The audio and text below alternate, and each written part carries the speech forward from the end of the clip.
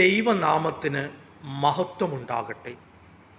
യേശുവിൽ സ്നേഹമുള്ളവരെ, ആരാണ് അനുഗ്രഹീതൻ?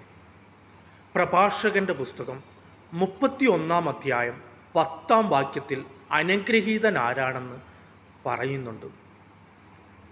തിന്മ ചെയ്യുവാനായിട്ട് സാധ്യത ഉണ്ടായിട്ടും, പാപം ചെയ്യുവാനായിട്ട് സാഹചര്യമുണ്ടായിട്ടും അതൊന്നും ചെയ്യാതിരിക്കുന്നവനാണ് അനുഗ്രഹീതൻ. ഹല്ലേലൂയ.